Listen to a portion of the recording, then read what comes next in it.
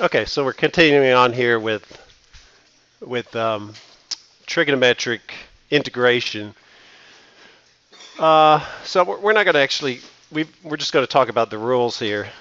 So these are the easy ones. The rules were if you have an odd exponent, you can use that as your dx part of the equation, and then you just have to convert the rest of it. Once you take the odd part out, you'll have an even part left, and then you use the Pythagorean identities to rewrite it so that you can solve for it using U substitution. So if you saw this problem, hopefully you would say, okay, I got an odd exponent on the sign, so I'll take that and I'll match it up with the dx so that the odd exponent becomes an even exponent, like that. And then I'd use the Pythagorean identity. So sine to the fourth would be 1 minus cosine squared. So that's sine squared. And if I square that, that'll be sine to the fourth. So in this case, u would be equal to cosine x, and du would be equal to sine x, negative sine x dx. Okay. Now over here, you've got two odd exponents, so it doesn't matter. You can either choose sine or cosine to be u or du, whichever's u, du is the other one. So I guess we could say either we could do this. We could take the sine and put it over here, make this an even exponent. Or we could take the cosine and put that over there and leave the sine alone and make the cosine an even exponent. So in the first case, you would say, you would change sine squared to 1 minus cosine squared. In the second one, you would make cosine squared equal to 1 minus sine squared. And then you would use U substitution, and then you'd integrate. Okay. Oh, yeah. That's the interesting thing. So if you actually do that with these two, the solutions will look like that, and you're like, that they don't match up. You said you get the same answer if you did it this way, if you did it that way. But it's just separated by a vertical constant. So the only difference is the c is different. So the solution, the function is still the same. It's just vertically displaced. So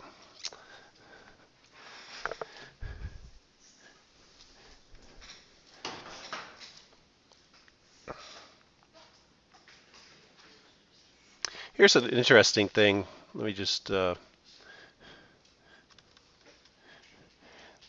if you back in pre-calculus and you're doing trig identities and you wondered whether you did them right or not, if you actually just plot the functions, so let's say sine squared, sine of x squared, and then I plot 1 minus cosine of x squared, and I plot those on the same graph. Oh, what happened here? Oh. What didn't it look? What did not it? Oh, yeah, that seems right. Sine of x squared, 1 minus cosine of x. Huh. Let's try. Well, I know it's going to do the same thing. I want to see what it says. Invalid usage operators. Huh. Well, let me just try something here. Maybe I've got the syntax wrong. Maybe it's that. Maybe I need to put x in parentheses. Okay, let me try that. Okay, so let's say I do the sine of x squared,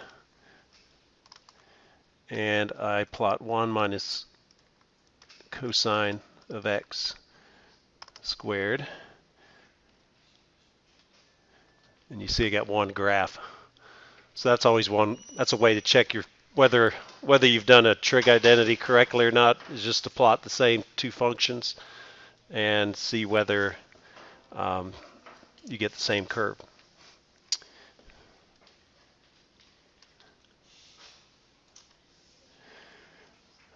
Okay, now here are just some other ones that don't quite fit into the rules that we've looked at.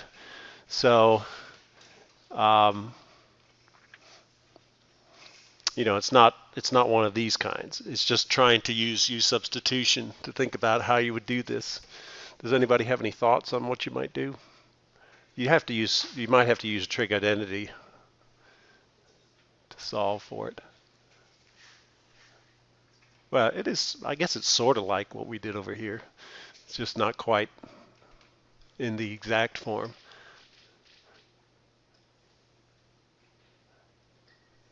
Anybody have any ideas? Would you bring the cosine up to the numerator, make it a -1/2, or would you just make cosine u? Yeah, if you made u cosine, the derivative of the cosine would be the negative the sine, but you've still got sine to the fifth up. You've still got that in the top. It's sort of like this. So what if I I do have an odd exponent, which actually I need. It's just I don't have, it's the cosine. Well, actually what you're saying is sort of right. If you bring it to the numerator, it actually does start to look like that. So initially it doesn't look like it fits into this format where you have sine to some power. And so let's do what you said. So if we bring the cosine to the numerator,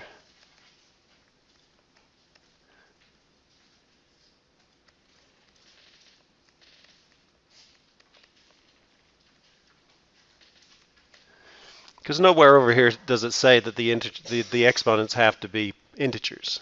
It just says one of them has to be odd, of course. So this one has to be an integer. So what I would do is I would take the sine of t dt here, and that would change that into cosine to the fourth of t times, not, it wouldn't. That's not one of those trig identities. Sine to the fourth of t times the cosine of t to the -1/2 power. And then you could use the Pythagorean identity here. So sine squared is 1 minus cosine squared. So I'd have 1 minus cosine squared squared times cosine of t to the -1/2 power times the sine of t dt. And then if I multiply this out, I get 1 minus 2 cosine squared t plus cosine to the fourth t, all of that times cosine of t to the -1/2 power times the sine of t dt. And then I could either do the u substitution now, or I could do it after I've multiplied everything out. I think I'll just do it now. So at this point, I'd say u is the cosine of t, and du would be equal to negative sine t dt. So then I can make the substitution. I have 1 minus 2 u squared plus u to the fourth times u to the -1/2 power times negative du. And then finally, before I integrate, multiply this out, you'd have u to the -1/2 minus 2 times u to the 3/2 plus u to the 7/2, whole thing times du, put the negative sign out in front. And then you'd integrate it. You'd have, fractional exponents when you integrate. So u squared is 4/2, u to the 4/2, 4/2 minus 1/2 is 3/2. U to the fourth would be u to the 8/2. 8 minus 1 is 7. That's where you get those from. So that's how you do it. I'm not going to go ahead and finish it off, but that's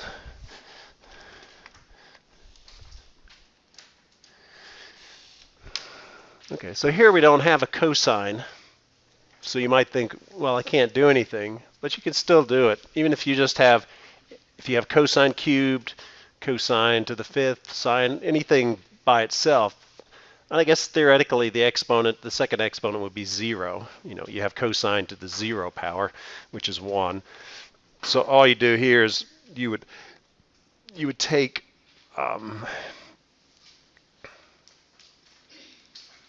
one of the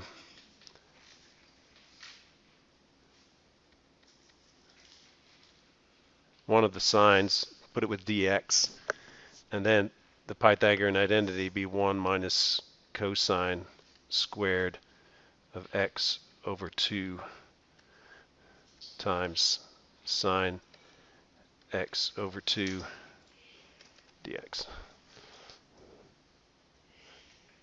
So now you could do it. The substitution would be u equals cosine of x over 2, and du would be equal to negative 1/2 the sine of x over 2. Oh, yeah, it's x dx. So there's two things. All of these previous examples have just had t or x. Doesn't matter that you have, if you have an argument that's other than just x, difference by a constant, which we're dividing by 2 here, you just get when you take the derivative du, you get a half using the chain rule. So remember, when you take the derivative, you take the constants in front of x, which is a half, and you multiply by a half. If I was integrating it, I'd divide by a half. But I'm using, to go from here to here, I use the chain rule to get the half. And the derivative of the cosine is negative the sine. So once you do that, then you can make the substitutions. It's not that big a deal in that situation. Let me add the page. So making these substitutions, I'd have the integral of 1 minus u squared times negative du over 2 du, sorry. Because what I have in here, I have sine of x over 2 dx. So to solve for that, I'd multiply both sides by negative 2. So I get negative 2 du is equal to sine of x over 2 dx. So when I make that substitution, I get negative 2. So we take the negative 2 out. Then we'd have 1 minus u squared times du. Then I'm going to go ahead and finish this one. So the integral of 1 du is u. So the integral of that is just u, and the integral of that is u cubed over 3. Add your arbitrary constant, and then you'd stick u back in, which is cosine of x over 2 minus cosine cubed x over 2 over 3 plus c. Okay, we pretty much handled everything there is, I think. This one, it's an odd exponent, so I'd take that over there. I'm not going to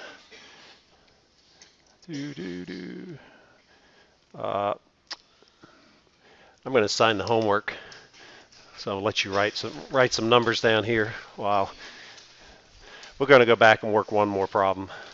It's going to be using trig integration plus integration by parts, and then we'll move on to the second half of section 3, which is doing secant tangent integrals. Like I said, the most usefulness for this is for the next section, because it's very unlikely that you're going to have integrals of sines and cosines in that form in reality. But when you use trig substitution, you could end up with those. Once you make the trig substitutions, you might have to use those integrations as part of the trig substitution.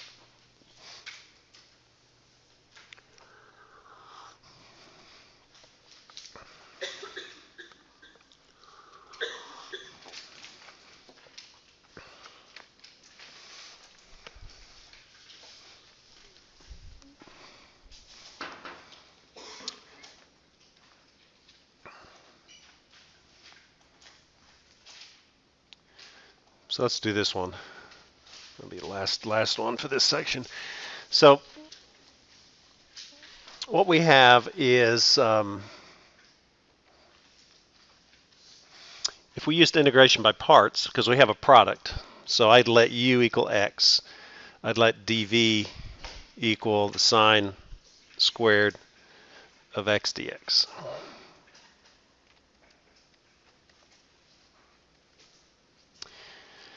And so I need to do that integral.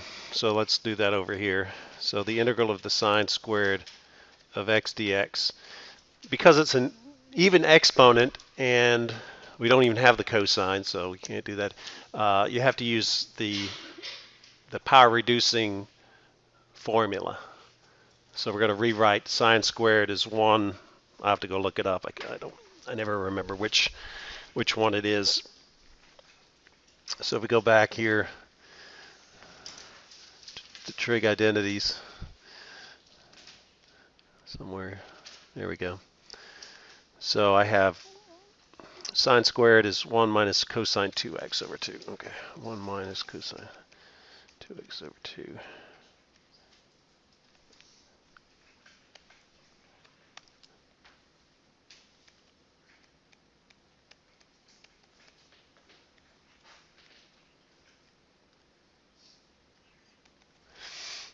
So that's 1/2 the integral of 1 minus cosine 2x times dx. And the integral of 1 is just x. And the integral of negative cosine 2x is going to be negative 1/2 sine 2x. So how did I do that again? Remember, when you integrate a trig function, you're going to divide by the coefficient. So we're going to divide by 2 because we had 2x. So that's where the half comes from. The integral of the cosine is the sine because the derivative of the sine is the cosine. So they have the same sign. If you forgot that, you could look it up in your table. But so the negative sign just comes down from the previous expression. So that now is v. So du is equal to dx, and v is equal to 1/2 times x minus 1/2 sine 2x. So integration by parts says the integral of u dv is equal to u times v minus the integral of v du, and we plug our stuff in. So we'll get x times 1/2 times x minus 1/2 sine 2x. Match all my parentheses up here. And then you have minus the integral of 1/2 x minus 1/2 sine 2x times dx. So that's v is this 1/2 x minus 1/2 sine of 2x. So now we have to do this integral,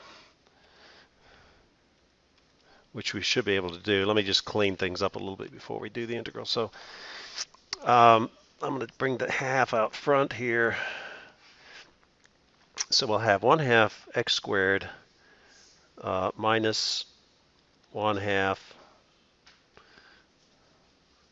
x sine 2x. So all I've done is just move this, multiplied this by that, x by these two, factored the half out. And then what I have inside is I have, let me factor out a fourth. Okay, you'll see why I do that in a second. So if I factor out a fourth, I'll end up with 2x minus sine 2x, whole thing times dx.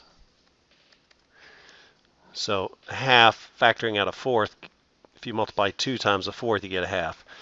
And likewise here, if I factor out a fourth, I've got a half times a half, so that is a fourth. It's just getting rid of the fractions. And so we'll get 1/2. I could do the same thing on the first one. Let me do that. So let's factor out another half here. So I'll get 2x squared minus x sine 2x. So that's my first term. And then the second term will be the integral of 2x is going to be 2x squared over 2, and the integral of the sine is negative the cosine, so that'll become positive. Well, let me leave it in there as negative, and then I'll cancel that out. So got a negative sign from here. The integral of the sine is going to be negative the cosine, but because I have 2x, it'll be 1/2. So I'll have negative 1/2 cosine 2x and plus c. And then the last final answer here, this one's the same. The second part, you'd have negative 1/4. These cancel out. So you'd have 1/4 x squared plus 1/2 cosine 2x plus c.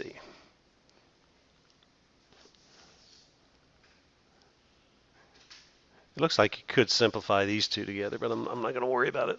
But anyway, yeah, it gets a little complicated, but it's nothing that's and hopefully I didn't make a mistake here. This is easy to make a mistake when you have that many calculations. But you didn't catch it, then I'll assume it's correct. Luckily, I'm not going to put something that complicated on the test. So let's look at secant tangent.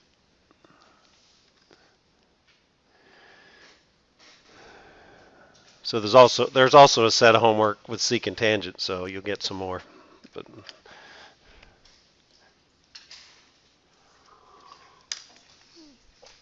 so they also have this list of rules. These are not the list of rules. These are just kind of a summary of what we might be able to use using the same kind of philosophy.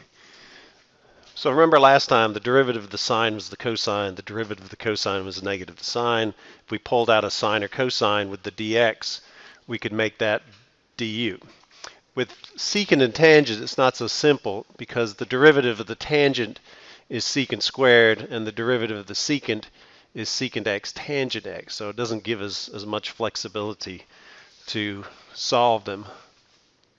Also, instead of this Pythagorean identity, we'll use this one, which is just this one divided by the cosine squared. If you divide this by the cosine squared, you get that. So if I want to substitute for tangent squared x, I'll get secant squared x minus 1, or this secant squared x will be tangent squared x minus 1. Again, you need a even exponent to be able to use these expressions, and there are no power reducing trig identities. Maybe there are, but I don't know. Are there? I didn't bring my book. Probably nobody brings their book, but did anybody bring the book today? Okay. So we can do a fair amount of these kinds of problems, but not quite as many. So here is secant cubed x, tangent cubed of x. So we can't just take one of them. We either have to take secant squared up there, or we have to take secant tangent. So let's just look at both of those cases and see if there's one looks promising, more promising than the other. So what we're going to do is, if we let du equal secant squared x dx, then I would take secant squared here. So that would leave me with just secant x tangent cubed x, and then I would put the secant squared x over here. So this would this would be du. And then I have to see if I can use these Pythagorean identities to rewrite that in terms of the tangent. Because if I let u equal tangent, then du can equal secant squared. But you can see that's not going to work too well, because secant is to the first power, tangent cubed is the third power. Neither of them are even, so that's not going to work. So we'll try the other one, see if that works any better. So the second option is to let du equal secant x tangent x dx. So I'm going to take one from here and one from there.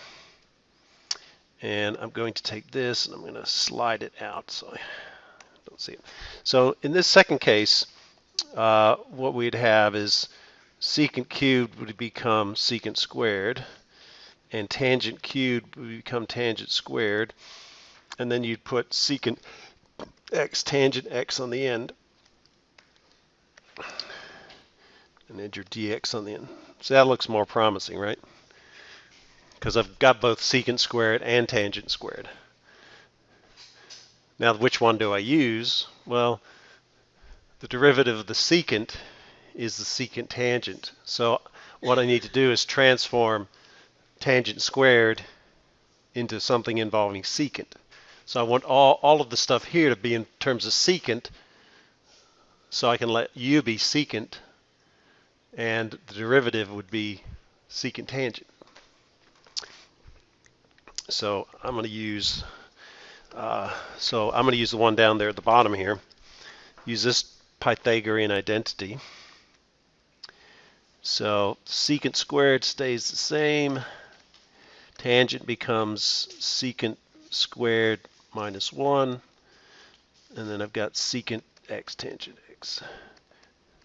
So if I let u equal secant, and therefore du is equal to secant x tangent x dx, my original integral becomes u squared times u squared minus 1 times du.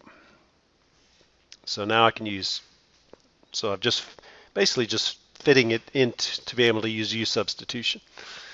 So let's go ahead and do this one. So you get u to the fourth minus u squared times du. You add 1 to the exponent, divide by the new exponent. Same here. Then you substitute u back in.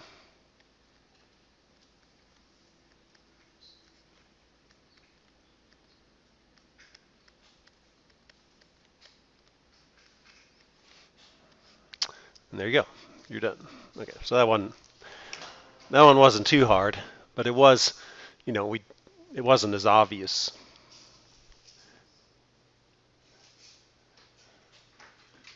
Okay, let's look at another one. So I don't know if there's any rule that says if they're both odd, then you can do something on it.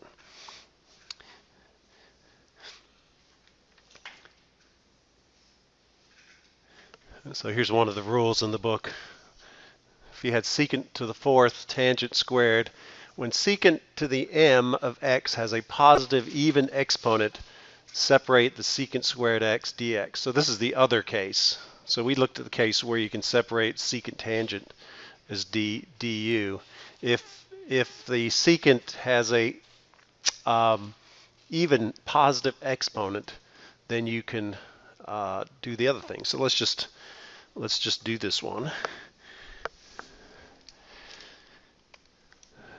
So what you'll do is you'll take two of the secants. So instead of secant to the fourth, it'll be secant squared, and you move the other secant squared to the right. Notice they're both even, so we could use either one of the Pythagorean identities. The derivative of the tangent is secant squared, so we need to rewrite this all in terms of the tangent. And So we need the Pythagorean identity that involves secant squared, which is the same basically. If you go back over here. So if I actually know it's secant squared is tangent squared plus 1.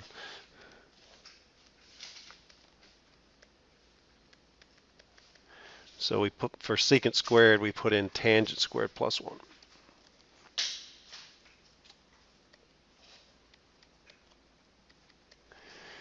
So now using that substitution we have tangent squared x plus 1 times tangent x squared times secant x squared dx. So we're going to let u equal tangent.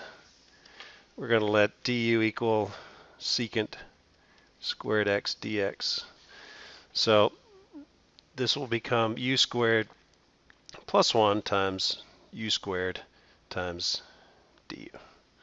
Okay, you know how to do that, so I'm not going to do it. Just multiply it out. So that's the one advantage of trig integration. Pretty much they all end up being, for the most part, just the actual integration we do after using the appropriate u substitution is just polynomial integration, which is no big deal. Okay.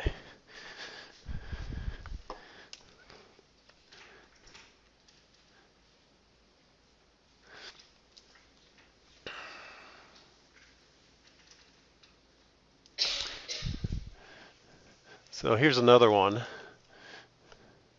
So we got secant cubed x tangent squared x. So for this one, the one we worked previously, secant had to be an even positive integer, which is not in this case. So if I try to you'll find out neither one of them works very good. So let's try both approaches. So if we let du equal secant squared, let's see what happens. So the first one will become secant. The second stays the same. I put the rest of the secants over here. And if this is du, then u has to equal the tangent. So I would need to convert this to a tangent, but it's not squared. So that's not going to work. So I can't use that approach. If I said du is equal to secant x tangent x dx, what I would do then is I'd take one from each of those, and so I'd have secant squared x times tangent x times secant x tangent x dx. Okay, so this part's du, and for that to be true, u has to equal secant. But I've only got tangent to the first power, so I can't use the Pythagorean identity there either. So neither one of those works. So then what do you do, right?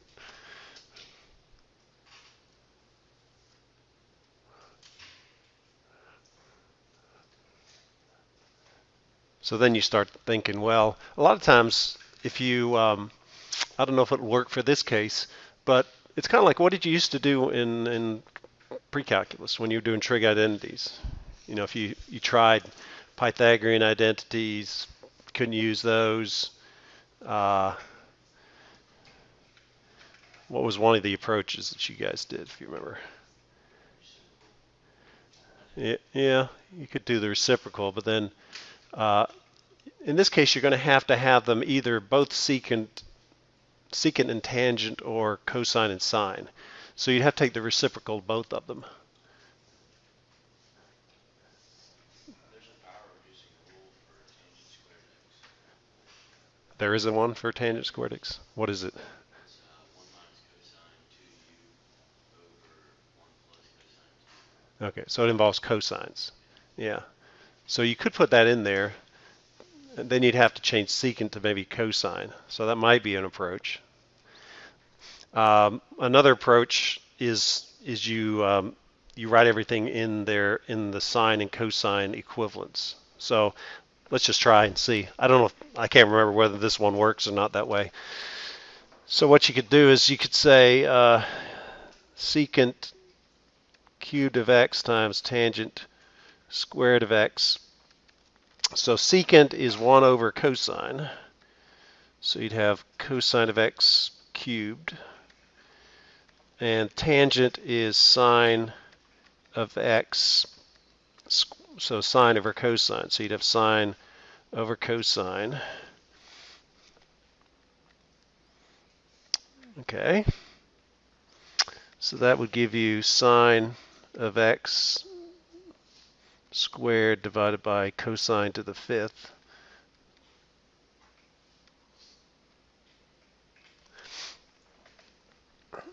And let's see what I could do maybe. If I took one of the sines over here, so if it's an integral, I'd put this over there, that would leave me with sine x divided by cosine of x to the fifth power. That's not going to help me much. What else could I do? What if I said sine squared cosine to the 6 x times cosine x. I've multiplied and divided by cosine x. If that were du, then u would have to be in terms of the sine of x. So I could rewrite that as 1 minus sine squared of x cubed times cosine of x dx. And that, if you then did u substitution, you'd have u squared over 1 minus u to the sixth, or u cubed to the third power.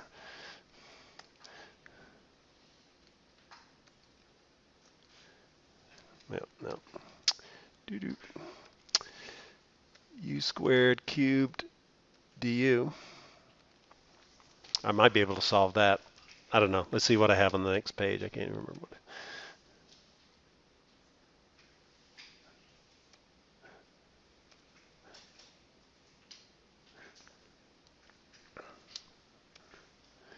Yeah. The bottom line is sometimes it's not easy. So I don't know what the answer to that is. We could look at. Actually, let's cheat here, and let's go online. See what the online integrator tells us. You can always learn something there, as long as you don't use that for a crutch, but you use it to learn something. It's fine. And again, the online integrator is just telling you one particular solution. It may be different. That's the danger of using that, trying to cheat that way, is if you just copy something down that's not the way that I would tell you how to do it, then I obviously know you cheated, so don't try that. Okay, so let's see what happens here. Online indefinite integrator.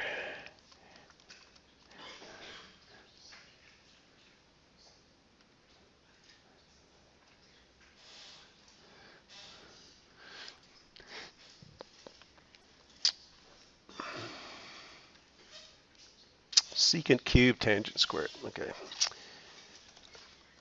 Secant x cubed times tangent.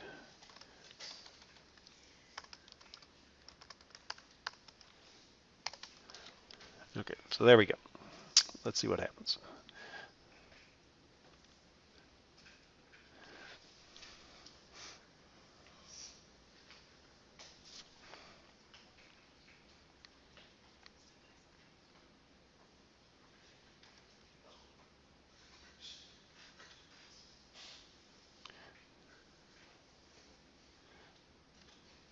Oh, yes. Now I see that. I remember. That's why I had this following slide. So what you do is you take tangent squared, because it's to the even power, you use the Pythagorean identity. So you get secant to the fifth of x times secant cubed. then there is this formula. So let's go back to the page. Yeah, no wonder I didn't remember how to do this. So if you look at right here, let me put on one page. So if you want to integrate secant to the fifth minus secant cubed, there's the reduction formula that allows you to, you have to use the reduction formula multiple times to do the integration.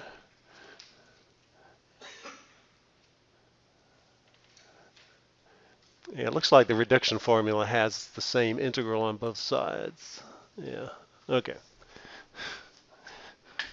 So let's go back to the online thing. So let's see what they say. Okay, so we create two integrals. Now we're going to integrate this part separately. Here's that reduction formula, which says secant to the n of x dx is n minus 2 over n minus 1 times the integral of secant to the, you reduce this by 2, and so then you have a lower power of secant, and then you multiply by secant tangent to the 2 lower power here. And so with n equals to 5, which is where you start off with, you apply it one time, and it gets reduced to the next formula, which involves the integral of the secant cubed. Then you apply the reduction formula for the secant cubed part, and ultimately you get down to here. So that's the first part. That's the integral of secant to the fifth. The second part was the integral of the secant to the third, which we've already done as part of this initial solution. So what does this mean? It means there are sometimes trig integrations involving secants and tangents that are not easy, and we're not going to worry about how to solve them in this class. But there are ways to do it that we don't have to worry about. The ones you'll be assigned, if you have it on a test problem or a homework problem, they'll be ones that are like I just talked about. You'll take a secant squared, make that du. That means u has to be tangent, or you take a secant tangent from the original expression. What's remaining has to be rewritten in terms of just the secant, and then you just do the normal u substitution. Okay, so here's the homework assignment for the second part. So 4 problems, not terrible. No.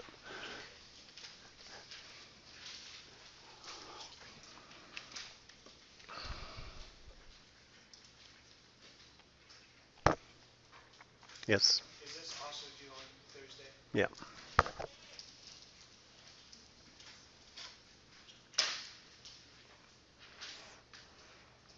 So remember, no class tomorrow.